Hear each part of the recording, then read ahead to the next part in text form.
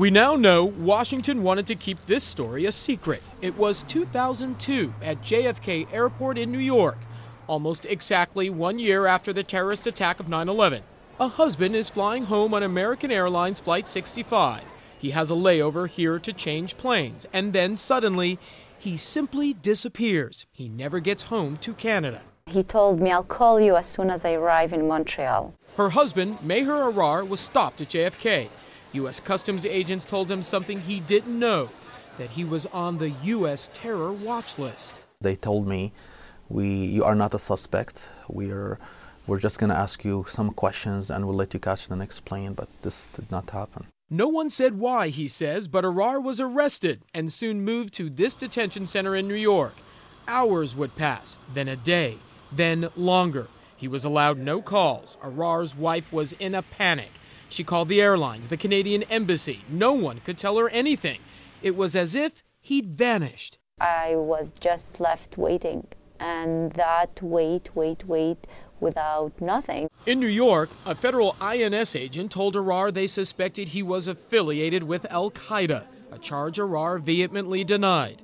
The agent said they were flying him to Syria. Arar was stunned. He'd left there 16 years ago to become a Canadian citizen. I protested. I said, if you send me back to Syria, I'll be tortured. In fact, the U.S. State Department's own literature says torture is most likely to occur under questioning in Syria. And what did they say in response? Well, they just didn't care. Finally, 6 days after being taken into U.S. custody, Arar says he was allowed to call. His wife is relieved to hear from him and then horrified. He said, I'm in New York, I'm in Brooklyn, in Federal Prison Bureau, something like that, and I need a lawyer. I might be deported to Syria. Arar begged the INS agent not to send him. For me, it was very clear that the message is we don't care. That's why we are sending you to Syria.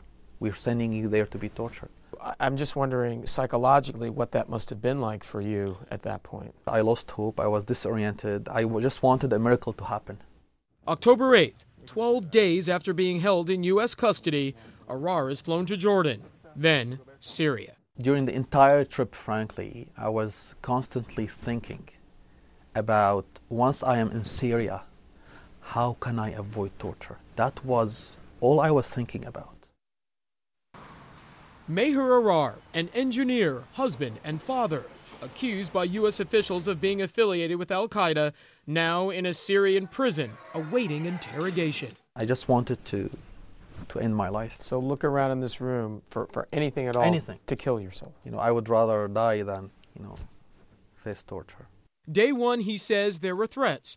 Day 2, the beatings began. He asked me, do you know what this is? And I said, yes, it's a cable. And he hit me like crazy. It was so painful to the point where I forgot every enjoyable moment in my life. Interrogators accused Arar of training at a terrorist camp in Afghanistan. When he denied it, denied any connection at all. They beat him more. They kept telling me all the time that I was lying to them. Then, he says, they threatened electric shock. Just to hear the screams of people being tortured, you would say to yourself, I'm going to tell them whatever they want me to say. Back home, Arar's wife worked with Canadian officials, hoping to find him, hoping to get him released. My daughter was all the time asking me where my dad is coming, and I said, he will come soon. Nearly a year would pass before this would end. Arar remembered one especially violent session. Because of fear, I couldn't control my muscles and my nerves anymore. So imagine the clothes that I urinated in. I kept them on. I kept them on for like 2 months. And that alone was very humiliating. And while his family had no idea where he was, his pain was made even worse because he had no idea if anything had also happened to them. That alone was torture in its own. Not knowing, you see, I had all those scary thoughts in my mind. Are my kids being kidnapped like me? Is my wife being kidnapped? Arar says the interrogators broke his will. He finally signed a confession he had received terrorist training in Afghanistan, a country he says he has never been to. And that same day, he was released and sent back to Canada. 10 months and 10 days since he landed in New York, since he had last seen his family. Frankly, given what I had gone through, I didn't expect that I would ever be reunited with my family again. I felt that this is another person, not the person that I married. 3 years later, an independent Canadian commission found the Royal Canadian Mounted Police had given the U.S. inaccurate and inflammatory information about Arar. Canada paid Arar's family $11.5 million. The Prime Minister apologized and said the U.S. should also clear Arar's name. The Government of Canada has every right to go to bat for one of its citizens when the government believes a Canadian is being unfairly treated by another country. Which brings us to today, more than 5 years since Arar's terrible ordeal began. The U.S. still has his name on the terror watch list. The Department of Justice says classified information shows he's a threat.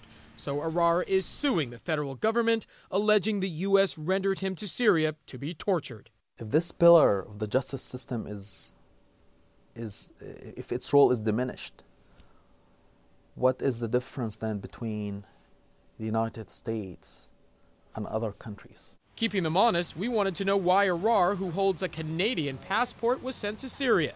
The Justice Department declined an interview. In a statement, it said it received assurances from Syria he would not be tortured, and Arar was lawfully deported.